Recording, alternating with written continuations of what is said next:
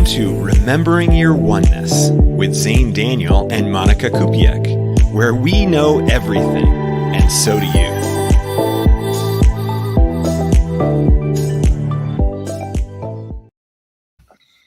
Hello. Aloha. Wonderful. We just had a really nice conversation right before we went on. So we'll just talk about the fact that we had a great conversation, and then that'll be it for today. I feel like this is the first compliment you're giving me. No, it's not.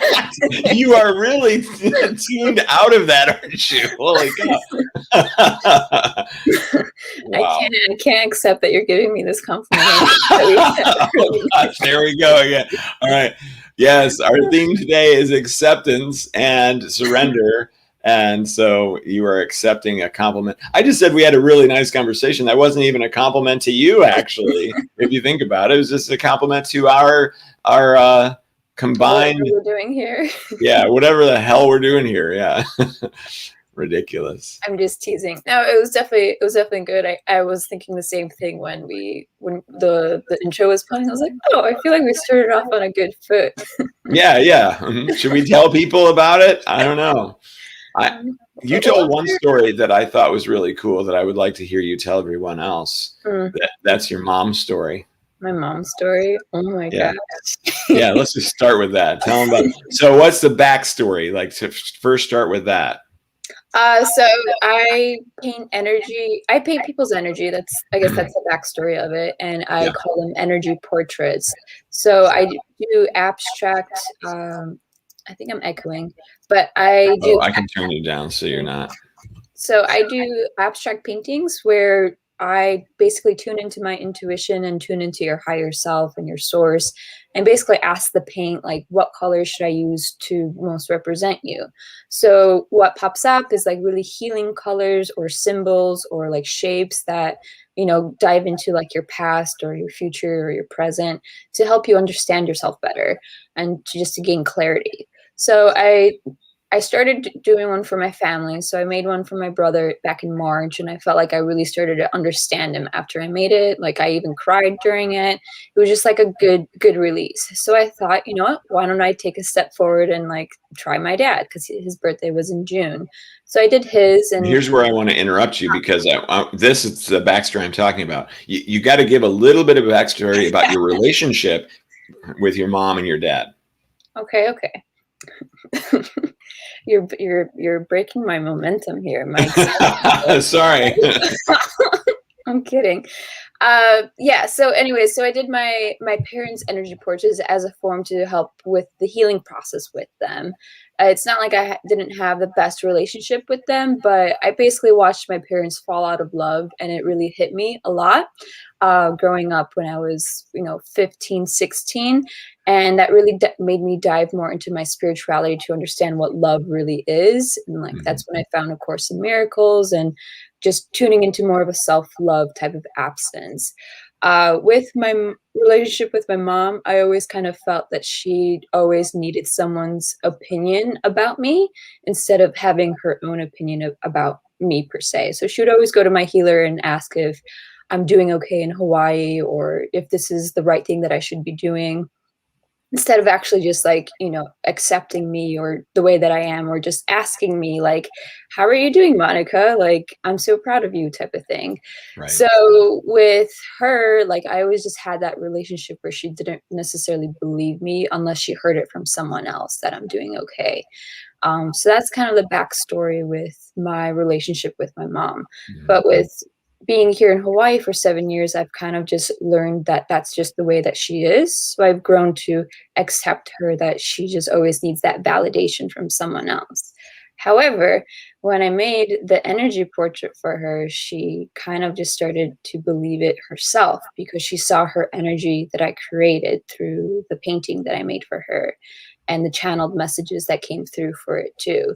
And I guess she had a moving experience where she teared up a little bit when she saw it and when she read the messages, and I could feel like an energy shift when she FaceTimed me, and then we started talking some more. And apparently when I was going to my healer when I was 14. She always like kept in touch with her, and the healer told her that I'm going to be helping a lot of people eventually. And I think in that moment, my mom finally accepted that this is how I'm going to be helping people, is through my art. And for her to experience what it is that I'm doing was very moving for me, because it finally felt that she accepted me without getting that validation of like, oh, is this energy portrait right? Like, is this actually really me? But she actually felt it. And I think that's why I love doing the energy portraits. Whether it's with all the other clients that I've had, they always have this moving experience that in this moment right now, I see my true self and I understand myself. And nothing else really matters. Like, whatever is bothering you doesn't matter anymore.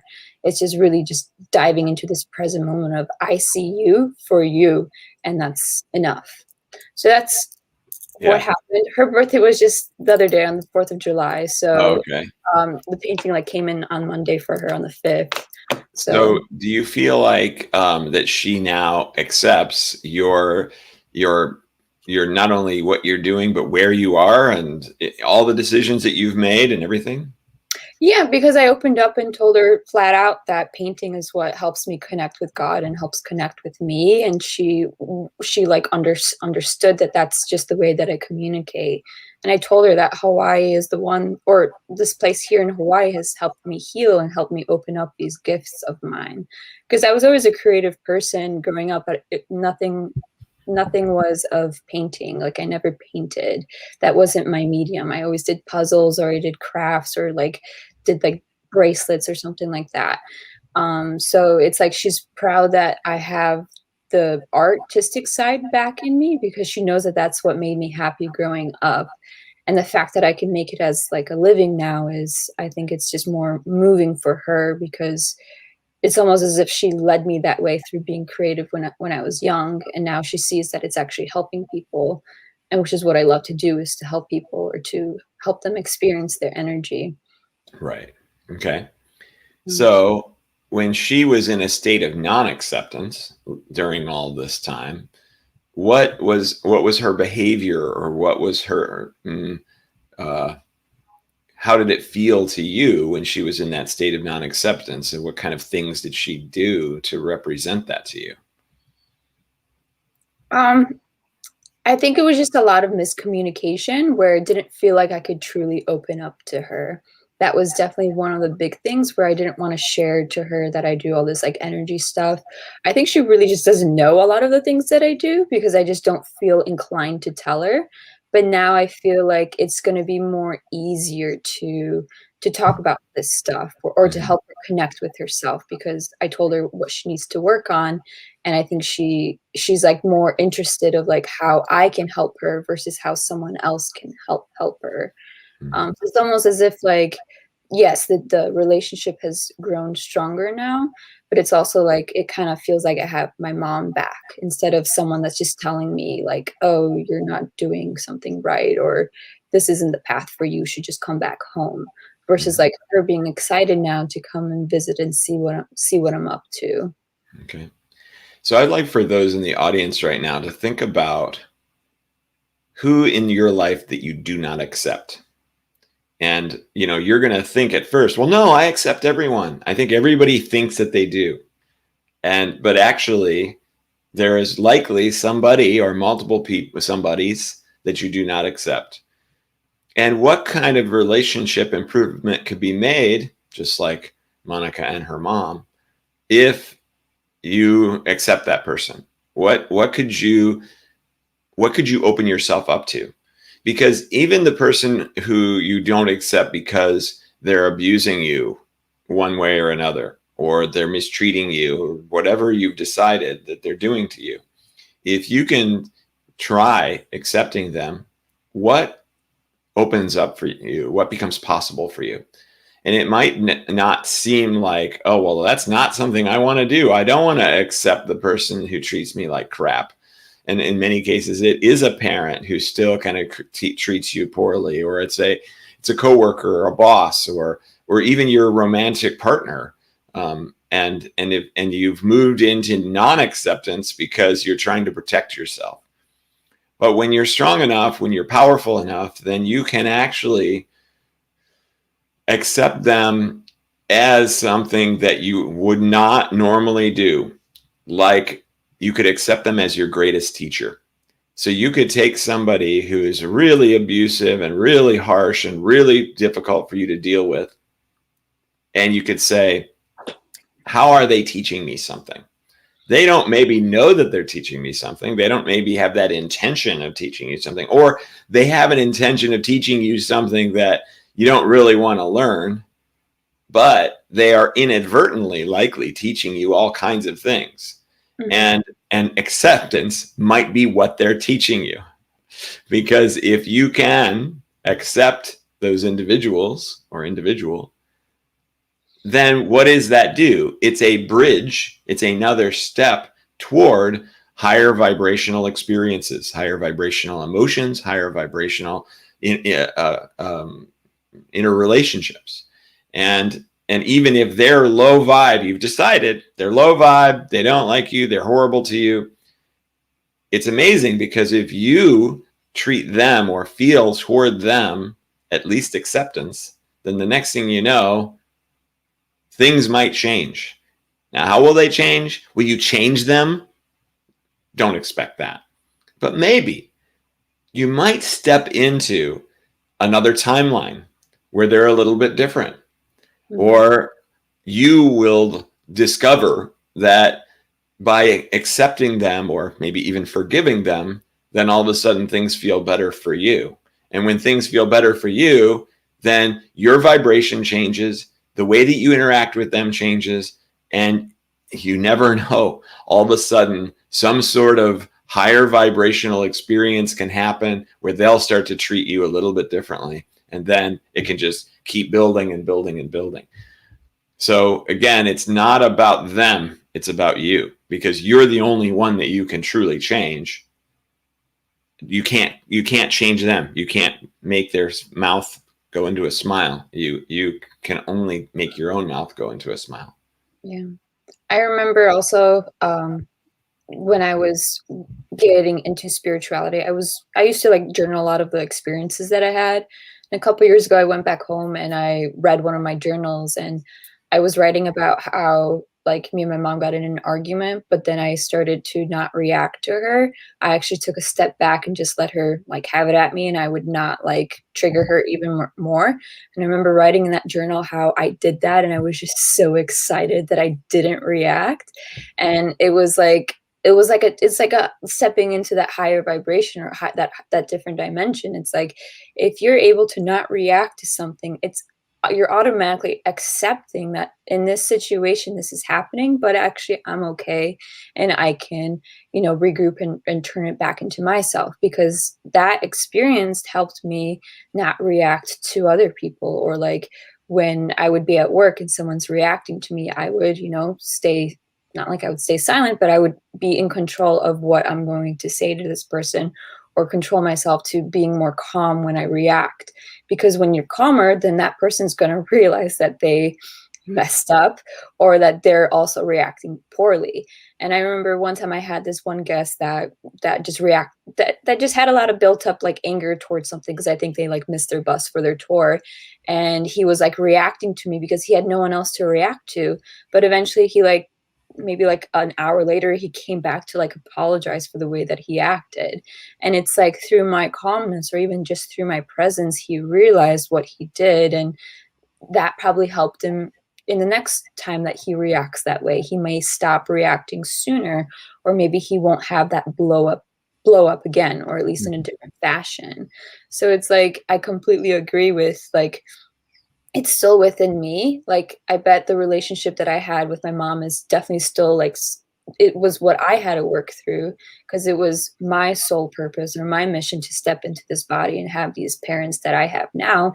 Because now I feel like I trust myself even more, or I trust my gifts. Like, it's not like I was waiting for her approval, but it definitely makes it easier, because I don't have to hide from someone that I love of what it is that I do.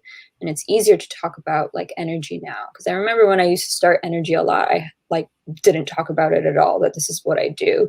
That's why I like started my blog, Island Awakening. It was just more of like, I don't want my name out there. Like, I don't want to let anyone know that this is me. But then the more I like realized how many people I was helping, then like I threw it out on my Facebook. I was like, hey, this is my blog. This is what I do. And like so many people from my high school reached out, be like, whoa, this is so awesome. Like, how did you do this? And it was like empowering that like I shouldn't be hiding my true self, because it's going to help other people. And it's like the same with anyone else. Like if there's something in you that you feel that that's your gift, like you need to like start showing that to the world, because you just never know what's going to reciprocate or what you're going to like evolve into. And just like me with the painting thing, it happened 2 years ago. So it's like in 2 years, like who knows what else will open up next, just because I started to paint or started to channel a different way. Yeah, I want to bounce off something that you said there, and that is that kind of like that escalation. When you get into a pattern of talking to someone, you know, I've seen this a lot with romantic relationships that I've, you know, they've been together for so long and they're not that happy in the relationship, but they stay in it anyway. And then, and then it's like they trigger each other, and it's just like one person says blah, and the other person's like, oh yeah, blah blah, and then the next person's like blah blah blah, and then, you know, and it just keeps going up, and they're always so confused, and they blame the other person and go, why are you like this? And they don't even realize that they're escalating this situation just as much. And so, like you were saying, to be actually be in a calm place, then what happens, right? You're in the calm place, and they're going blah, and you just go, yeah, what about this, blah, and pretty soon they can't keep going up because there's nothing to bounce off of anymore, and they start fluttering back down, going, ugh, like I don't know how to like instigate. I don't know how to get you all riled up, because that's the pattern that we're in. And then all of a sudden it breaks, and now you've gone into new territory. So rather than you're just always in this loop for years and years and years, or months and months and months, whatever the situation is, then all of a sudden when you don't participate in that escalation, and now it's like, oh wow, we've never been here before. So how are we going to react to each other now? And all kinds of healing and all kinds of possibilities come. But you've got to be totally present at the moment. Otherwise, you'll just jump right up that old ladder that you've done before. You have to be like, okay, even though this person is generating this emotional experience within me, as they always do, I have to be aware of it, notice that it's happening, and relax as much as I can, and try to remain at that lower level so that they don't bring me up the ladder. Yeah. And like the best way to practice that is to get yourself into those situations. Well, not necessarily get yourself into I love those that. situations, but the more that you're around that, I think it definitely helps, because I've worked retail and I've worked at a hotel, so it's just like I'm just constantly around that, and I definitely feel like that helped strengthen that part of me to remain calm and to remain aware. I think my self-awareness grew a lot through those years of working in those places, because it's like you're literally forced to not react, because if you react, you're either going to get fired or get like super in trouble. And it's like, to avoid that, you got to like internalize like, okay, well, these person are just reacting, but maybe there's still something within me that's acting the same way. So I would actually turn it around. If someone in that day is reacting to me this way, like who is troubling me at the moment that I can work through, whether it was my parents or like a fling that I was in, or maybe the pain that I was in through the injuries that I had. And it's like something that I always internalized, and then I would go into nature and then go and figure it out with like, well, why am I still getting the same type of customers that are reacting to me in this way? And once I started to just internalize it, or to accept that there is something still within me that's bothering me, then I started seeing like a shift in the sales that I was making. I was making more sales, or it would be more easier to attract like more spiritually like-minded people, because I would always actually love just working there, because I would once a day or every other day, I would meet someone that's into Reiki or into spirituality and have really good conversations. So it's always like you'll attract what it is that what how you're acting within you. And if you're never going to internalize it, there's no way for you to make a shift or make that like change in your dimension in a way. Yeah. Wow. Who's in the audience today? It's very quiet. Say hello to us. Tell us who's here and where you're at, and what do you think of what we're talking about, and then maybe ask us even some questions, because we like to respond to questions. In the meantime, so the other thing that you talk about a lot is surrender, and I feel that surrender and acceptance are two very similar concepts. Acceptance is a little bit more. Let's define the difference between acceptance and surrender. Hey, Brandon. Hey, Anna. Good to see you guys. So acceptance, I feel, is a little bit more active, and surrender is a little bit more passive. Would you? I feel like we might have mentioned it, that I feel like you first need acceptance and then surrender comes.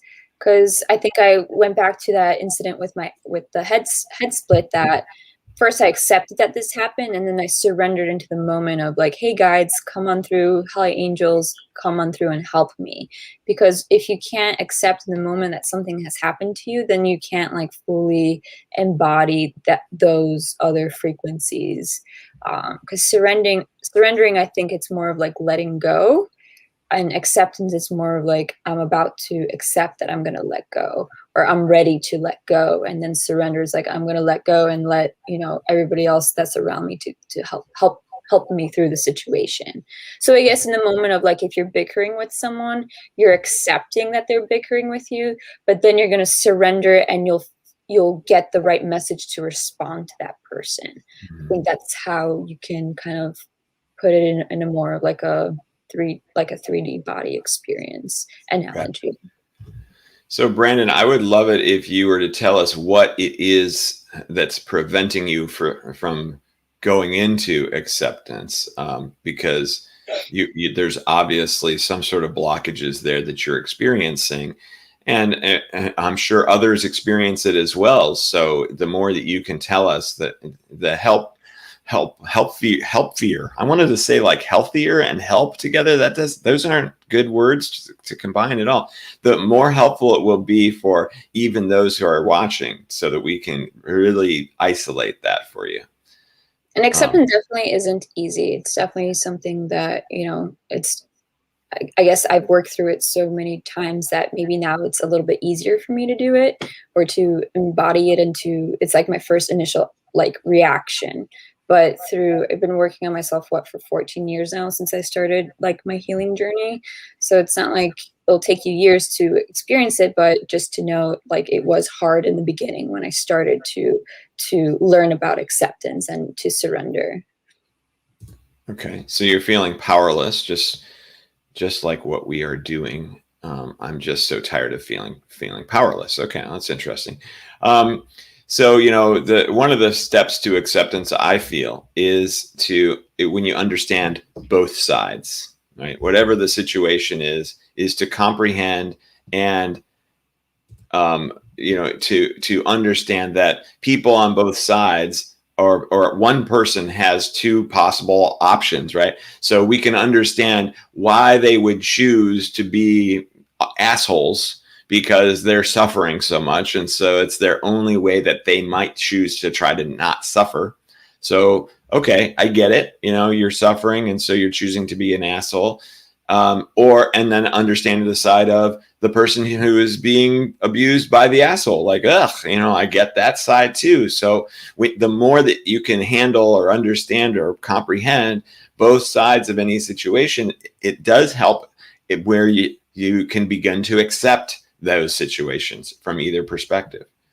So I'd like for you to, keep talking to us. Tell us more about this powerless experience. Maybe give a specific example for us, so we can start to dive in and see, how we can help you very specifically. So, sometimes when I feel powerless, I usually like to go and do something that I really enjoy. So that way it helps raise my vibration. So maybe you feel that you're just like stuck. I don't know what it is that you like to do, or even to work out also helps, because you're building those, was it serotonin that you build up? is it serotonin or dopamine? One of them. One of them. I don't One of remember them. which neurotransmitter it is, Yeah. but it But helps I with remember, neurotransmitters. yeah, but I remember yesterday I was like watching a TV show, and then like I could feel that it was lowering my vibration, so I like stopped it, and then I went to on my phone and I started scrolling, and I was like, okay, I know that I'm feeling really bad right now. So I like took out my yoga mat and started stretching a little bit. Then I did like some core, like a little core workout, and I think it was maybe for like 10 minutes, but I actually felt like I was actually raising that vibration. I felt more powerful and I felt much better within me. So it's sometimes it's like you might be doing too many things that are lowering you, and you're not like supplementing it with something that is actually going to help release you. Because I don't really work out that much, but when I do, it's like I remember that like, oh, like I'm in control of this body. I'm in this body right now, and this body actually craves movement, and it feels good after doing that, because then I'm more clear-minded to do the next activity that I'm supposed to do. So maybe Brandon, maybe you've just been, maybe you've been just not doing anything that's going to help you. And you're just in that limbo state of like, oh, I feel powerless. Oh, this is all hard work. And I've definitely felt the same too, that sometimes all this inner work is like nonsense, or there's really no point of this. But those are like normal feelings to have. It's just a little dip that you're experiencing. And then the next realization that you'll have, it's like, wow, I'm so glad I've been working on myself, or I'm so glad I've taken on this journey. Okay, here we go. I guess I feel like I've made too many mistakes in life, just one after the other, and I don't see a way out. If life were a video game, I would like a redo. Yeah. Okay. And so that's focusing a lot on things that you can't change. Of course, you know this, because the more that you focus on that, the more you can't get to it. You can't find the solution. So we've got three types of time that we can deal with. We can deal with the past. We can focus on the, did I do it right? We can focus on the past, we can focus on the future, or we can focus on the right now. And the past and the future are lies. The past is just your memory of it, which is a big lie, because most of it, you don't actually remember the details. You only remember how you screwed up. Like that's another evolutionary process. We remember very well how we screwed up, and that's a judgment, but we'll get into that later. Ultimately, why do we remember what we screwed up? So that we don't do it again. It's a process by which survival is imperative to learn those lessons. So, if you focus a lot on the past, you're only going to remember those negative things, or most likely to remember those negative things, unless you very specifically go, well, what's something in my past that was really great? And you actually have to, very specifically ask for those sorts of thoughts. Your brain will provide them if you specifically ask for them. But if you don't, then it's only going to provide, you screwed up this and you screwed up that and everything's screwed up and you can't go back in time and fix it. So and you can really make yourself feel crappy about it. The future is the same thing. It doesn't exist yet, and it may not ever in the way that you think it will. A lot of people focus on the future, and in that way they worry. They focus on fear. They focus on how it's not going to go the way they want it to go. So the only time you can really accurately focus on is the right now. So how do you focus on the right now that isn't beating yourself up over the past? It's to just look at your environment, receive information. You have sight and smell and sound and all these things. You can listen for sounds outside. You can look for ants on the sidewalk and watch this community of amazing insects, do this, whatever. You can, admire a tree and think about like, wow, how is that? That was a little dried up nub that somebody, that a squirrel probably put in the ground, and it rained, and then it turned into this giant, massive being that's been here for, hundreds of years potentially. When you go into the now moment, it's way easier to release all those pasts and all those worries about the future and go accept everything that's happening is exactly as it is, and really tune into the miracle of the now, because that nub is a miracle. The fact that you can breathe air in It's this weird complex gas. It goes into your lungs instantaneously. Your lungs pull oxygen out and throw it in your bloodstream. And then seconds later, you breathe out a completely different mixture of air that wasn't there before. That's happening all the time. These are the types of miracles that you could observe to get yourself out of the worries about the past, or I mean the regret about the past. Yeah.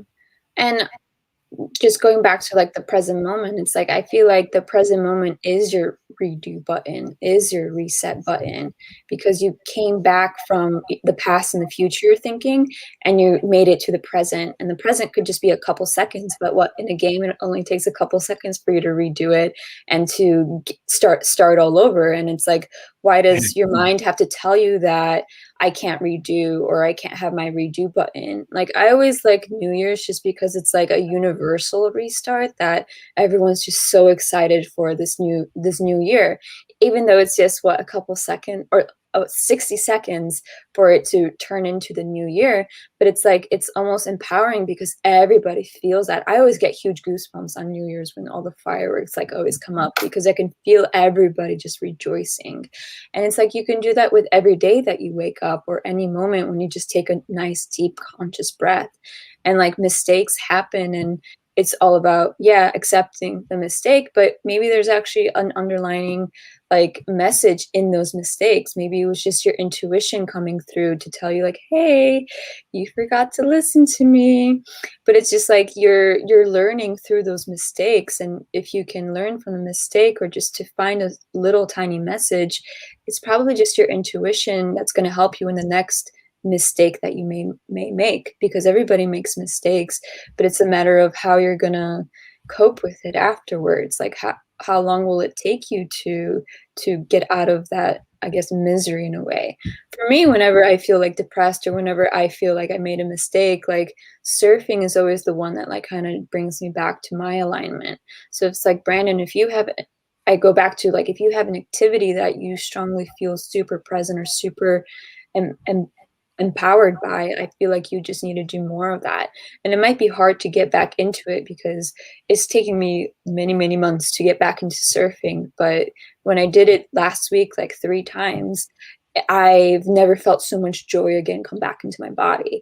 And I literally felt my guides, like while I was in the ocean, just like floating around, they literally came through and said, thank you so much for being back in the water with us. It was just so like, it was so beautiful.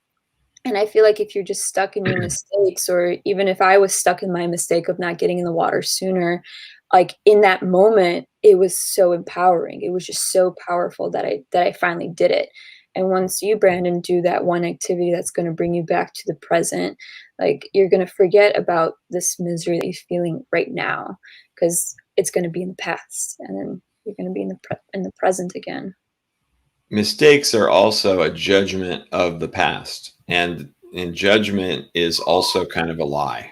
So judgment is a very specific perspective of something that you have decided about the past, and you go, yeah, I pissed that person off, or I missed out on that opportunity, or however you might want to look at it.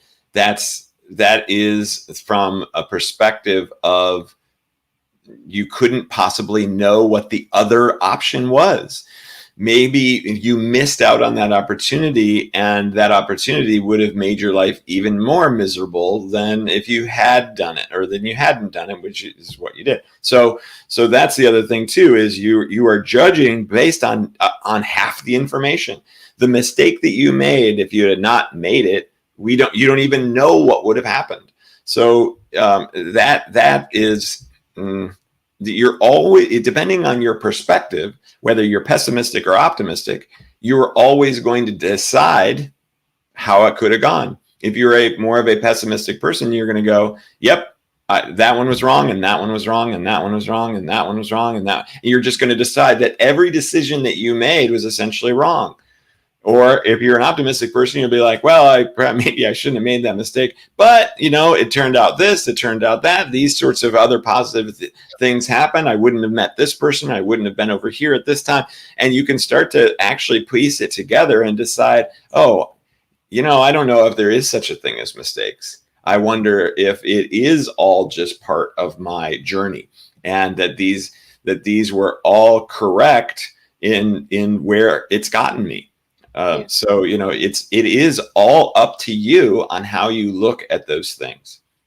That's the kind of the beauty of it, and that is where the power comes from. You were talking about feeling powerless.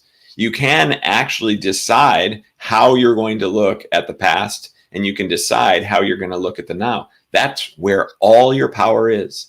And if you decide to look at it in that positive way, then you completely empower yourself to have an incredible, powerful life. If you decide that it's all wrong, then you are using your power, and that's totally cool. You're using that power to say, oh, okay, these are the things that I did wrong. So that's kind of the beauty of it in my mind, is that you always do have the power.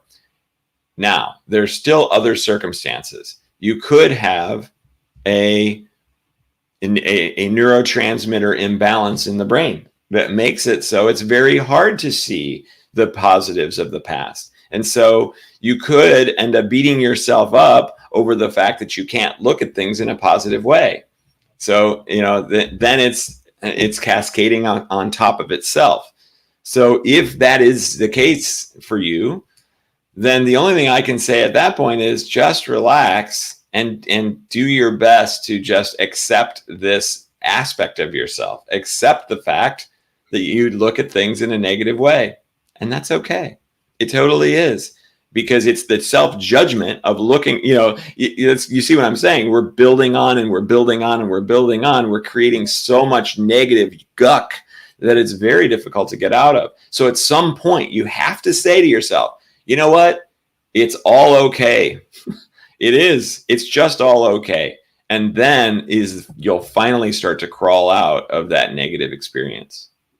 So going back to because you work with negative entities, could negative entity be so stuck in your head that you can't see the positive of for sure a mistake?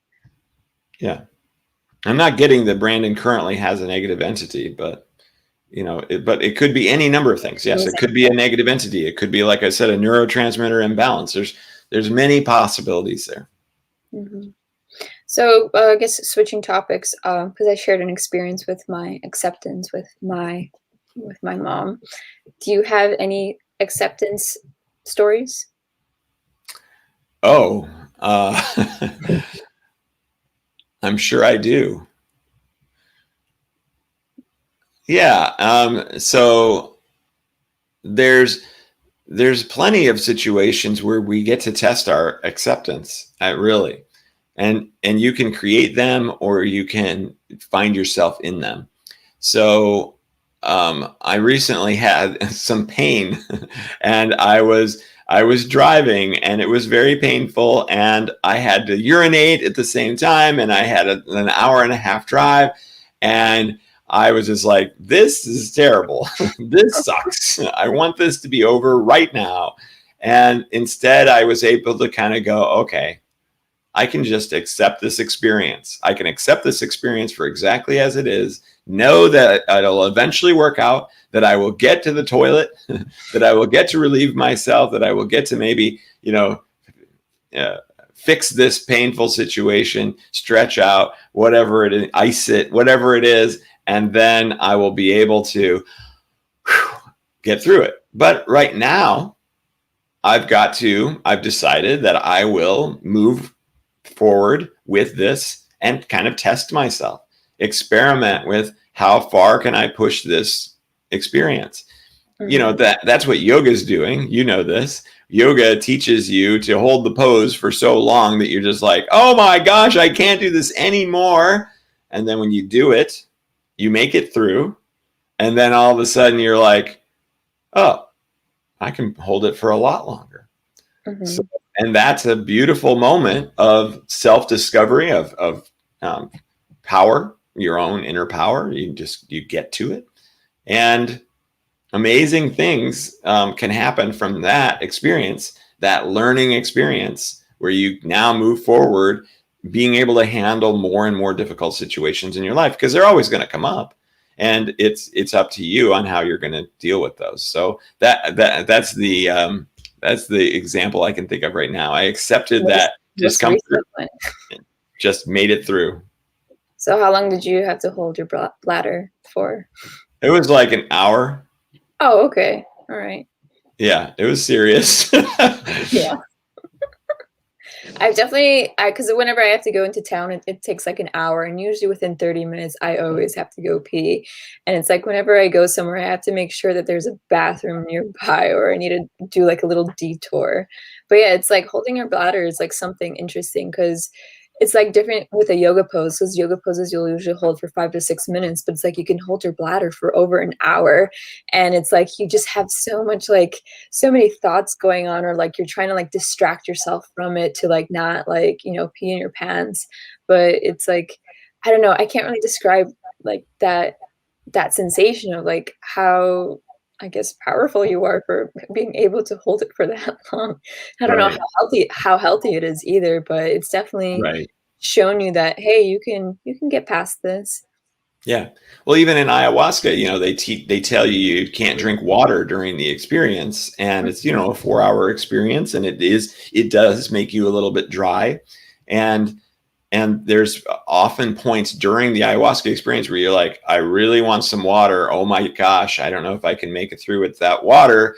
But because you're in that experience, then all of a sudden you kind of go, well, I'm powerful enough that I can make it through this without having water. Whereas when you're not under that influence, then you just go, where's the water? Let's get this, I'm just going to take care of this problem right now. But you have another opportunity to go, you know what? I'm not going to die. I haven't had no water for 36 hours, so I should be fine. Yeah, for me, I didn't have the water problem when I was on ayahuasca.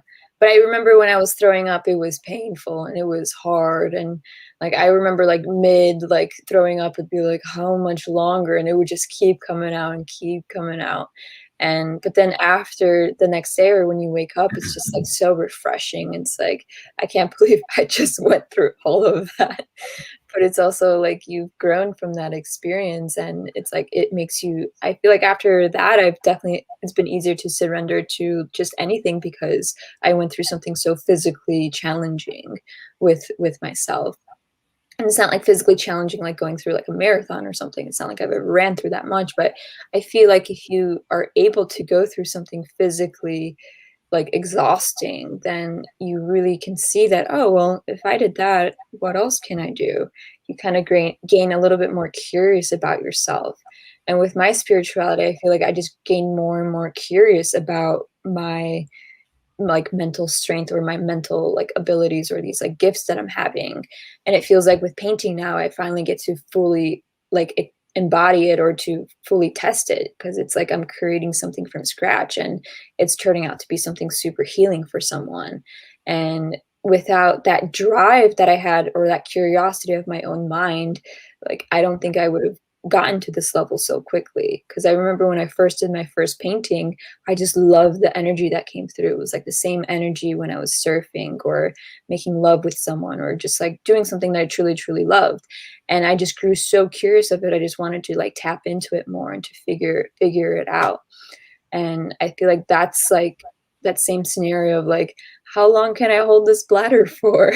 Like, how much longer can I hold it? And you become curious of like, well, how long can I hold it? Like, what is my stopping point? Like, is it just in my head, or can I like just keep holding it until I actually like, pop or something? I feel like telling this story, which is not very spiritual at all, but so when I was younger, I would play football like like a social club football thing when I first moved to Chicago. And I would go to Chicago, this one park where we would play. And there was one day that I went, and when I got there, I went, I got to go to the bathroom, and this is going to be like an hour-long game, and the bathrooms were all closed. There was no way to go, because I'm in the city of Chicago. You can't do that, and we're ready to start the game. So I went, okay, I'm just going to play with a full bladder. I don't know how this is going to go. And it was warm enough that I was perspiring. And then a little bit later, I went, well, that's weird. I don't have to go anymore. Mm. And so I kind of realized that because my body needed the liquid in order to cool me, that I'm like, ooh, gross. It's kind of like pulling the back out, and then I'm using it in my body. I'm like, ooh, I'm sweating pee. This is really horrible. But anyway, there was another day then that I was driving from Chicago to home to Ohio for the night before Thanksgiving, which is the worst time you ever want to try to get out of Chicago. It's a complete disaster. Mm-hmm. And the same thing happened. So now I'm in the car. I'm in a complete traffic jam. That's going to be like 2 hours, and I have to go. And I have no like cans or bottles or anything that I can relieve myself in. So I'm thinking, this is I'm in trouble. Like I'm going to have to expose myself or something. I don't know what I'm going to do, because it's there's walls along the side of the highway. There's just nowhere to go. And so I went, the football thing. So I turned up my heater in my car, like maxed it out, and started sweating like crazy. And I didn't have to. It worked. Oh, wow. So that is a solution for anybody out there who gets stuck in a situation where they can't pee. Sweat it out. Mm. So I was thinking, because it was for your football game, right? Yeah. So I was thinking like maybe you were nervous and that's why you had to go pee. But the fact that you said that you did that in the car did not validate that you were nervous. Right. Really I was not. Yeah. It works. It's an interesting. Yeah. I like that story, even though it's super gross. You accepted what you had to do, and then you surrendered to your sweat. There you go. Yes. I accepted what I had to do, and I did it. I feel like it's pretty spiritual story. Okay, good. Just the fact I could link it to acceptance and to surrender. Yeah. I for some reason just linked it to strategy. I was just like, okay, how can I solve this difficult problem? I don't know. Right. I remember the one situation I was able to pull from that memory. But well, aren't all like spiritual concepts like strategies? Like, even when I'm fighting with someone, it's like, well, what's the strategy that I'm going to take to accept this situation and to surrender to it? So it's all I don't like, it's not like I don't like the word spirituality, but it's almost like I feel like every experience can be spiritual, or you can find essentially a silver lining or a message within anything that you do. And it's like, it's more like a way of life than actually segregating yourself into like, oh, you're so spiritual. It's more like, I'm just being me, or it's like, this is just who I am. And it just happens that it's called spirituality. right. It's like, so in that on Earth, like the word spirituality wouldn't even exist. It would be called something else, or it would be just the way that everybody is acting. Yeah. But it's like interesting how someone else is going to put a judgment on me because I'm so spiritual, but it's really me accepting that, like, hey, I am spiritual. Like, I don't care anymore. I don't care what you think, but it's accepting that they think that I'm spiritual, and accepting that they're putting a judgment on me, and I'm going to surrender by still just being me, or I'm not going to hide it anymore, because there's no point of it, at least what I'm learning. Yeah, so interesting. And essentially all experiences then are of a spiritual nature, right? Like it's because it is all part of us, it's integrated in us, and all experiences are valid experience. A valid source experience is the way I like to say it, because we are all the one, we are all source, we are all the creator. And so every experience, no matter how weird or painful or difficult or asshole-ish or whatever, they're all valid source experiences that we're having. And one thing that makes it a little bit more conscious is to actually just notice the experience, what you're doing, because sometimes you just do automatically, then you're acting on your robotic or your evolutionary instincts. And if you do not have awareness of what you're doing, because like that example I gave earlier of the escalation in the argument, both people are not really totally aware that they're escalating the argument. They're actually trying to make their point or whatever, or they're in that routine, that habit. So they're not very conscious. And that consciousness allows for new possibility.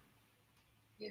And I feel like it's like noticing it and observing it are very key factors for the beginning stages of learning about acceptance. Because you first have to observe what's happening through your awareness of the situation, and then maybe when it comes again and again and again, you'll like learn to react in a more I guess conscious way. It's like, I don't know, we keep using the same words, I but know. but I feel like that's one of the key things that I always teach is always to observe your surroundings. And it's like that surrounding could be the other person that you're reacting to. And just by listening to their tone of voice or to the way that they're reacting could just mean that they're feeling sad or they're feeling stressed. And that's the only way they know how to communicate. And I think if you can accept that this is their way of expressing themselves, it's going to make it easier to communicate with them, because you're able to communicate like, hey, I feel that you're stressed. Do you want to talk about it? Or like, hey, I feel like you're stressed. Let's go get some ice cream, or let's go and do something fun.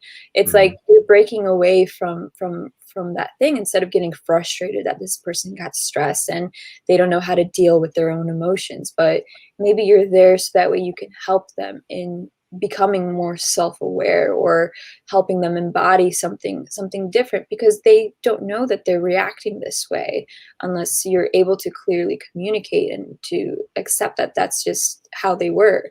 And it's like, it's almost as if like, yeah, there's people that are in that 3D realm, or even like a 2D realm, but it's more of accepting that they're in that state and not wishing that they were more of a 5D person, or whatever do you want them to be.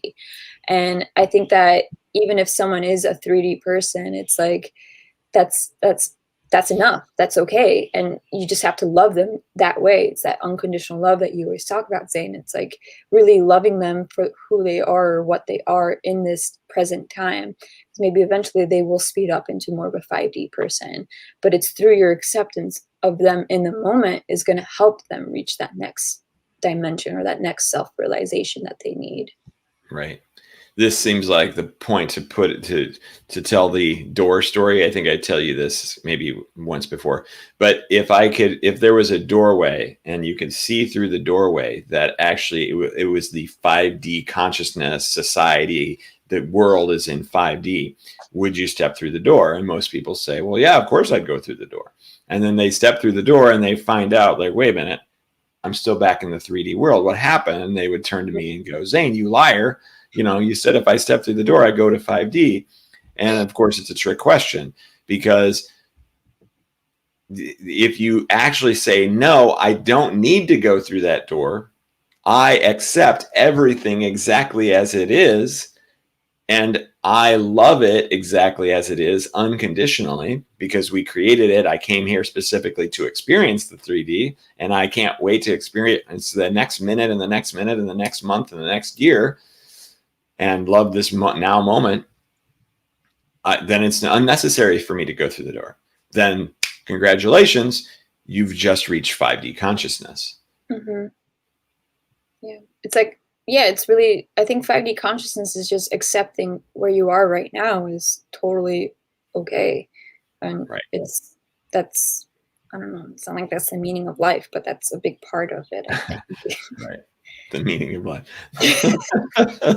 Yes, there is no meaning of life, or there is, but spiritual phrases, I can't. Yeah. Yeah. Not good enough. Judgment.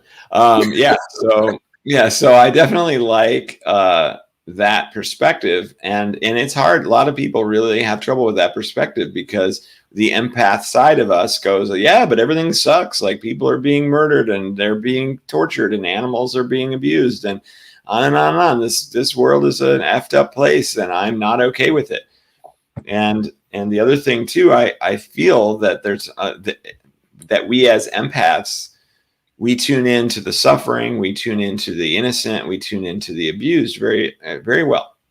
But when we try to tune into the abusers, we tune into the anger and we turn into the hatred and as opposed to actually underlying all of that is a scared child. In each of the angry, horrible people, actually buried deep within is a terrified child. So if we as empaths tapped into that aspect of the assholes, of the dicks, of the destroyers, then all of a sudden we would look at them differently. We would kind of reach out to them, even though they probably wouldn't be able to be affected by our reaching out. But we wouldn't look at the world with so much disgust and anger and disappointment and everything. We would just be like, yeah, I get it. I accept that they're struggling so much that they feel like they need to act in this way and do these terrible things. It's too bad, rather than all those guys deserve to be punished and they deserve to go into, karma, bad lives and on. Like, that doesn't help raise the vibration of the planet. Yeah. I feel like a lot of what you said is just about accepting your own. I call it, well, this is why I made Island Awakening, because I feel like everybody's on their own little island, because you really only travel X amount of miles every day and you're kind of like stuck in your own little like hub. I'm just happen to be surrounded by the ocean, but other people could be surrounded by the mountains or whatever, or the city. And it's like, if you can work on your island, if you can work on the community that you're in, or just the people that you interact with, I feel like that's like enough to help reciprocate, someone else, to wake someone else in their community or in their little island.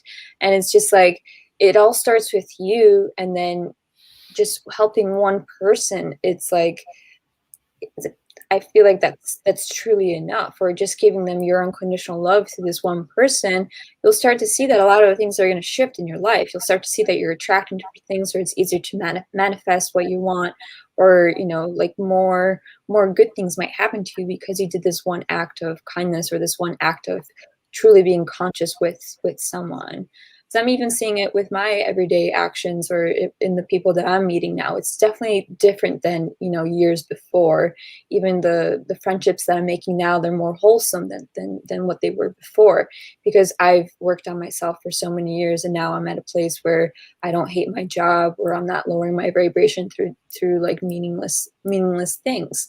And it's like, because I've reached this point, it's like I'm realizing the power of it all, or the power within me. And I'm able to help teach someone that now. I recently just went to a gathering, and I was telling someone how I paint and how I use my intuition. And she goes, do you have like a community that you teach people to? Like, how do I learn more?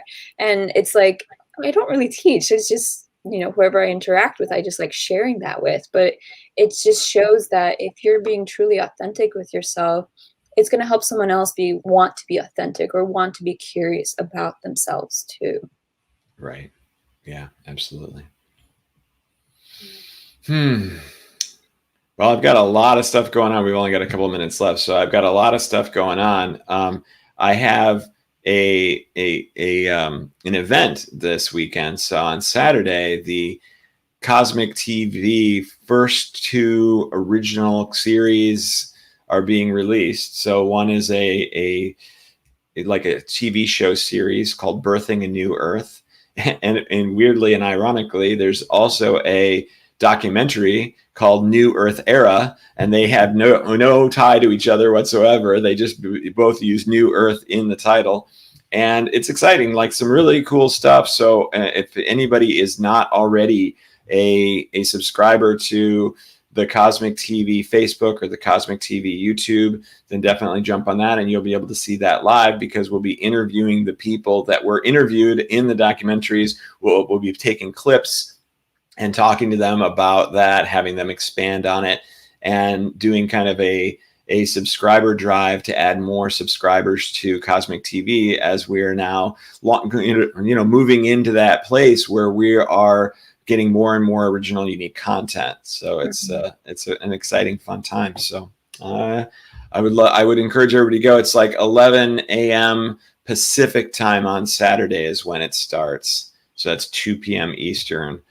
And your Higher Self Expo is coming up too? Yeah. Yeah, and then the Higher Self Expo is the following weekend, and that's 36 speakers over 24 straight hours of insanity as we move around the planet from 8 hours in the US, 8 hours in Australia, and then 8 hours in Europe. And so there's a big push to get everybody to check that out too, with all these amazing speakers. And our theme for that is where science meets spirituality. I kind of want to listen to that one. You want to what? I want to listen to those science people on that one. Oh yeah, we got some scientists. It's pretty cool. I just posted in there that how you can sign up for the Higher Self Expo, and then here is the link for Cosmic TV. And I'm working on a new collection, so I'm hoping to release that sometime next week. So if you want, you can go to my website and subscribe to my email list, so that way you can have first dibs on it, or to check it out when I do release it. It's going to be a little different. I'm actually making everything on unrolled canvases, so that way I can ship them rolled, and it'll be a little bit more cost efficient, and a lot more abstracts that are just something new and fun. So awesome. Yeah. Beautiful. All right, everyone. I love you unconditionally. Thanks for tuning in today, and we'll see you next week. Yeah, there's no question mark. We will see you next week. We'll see you next week. We'll see you next week. If you show up, not you, Monica, but the audience, then we will see them next week. Yeah. Aloha, everybody. Bye.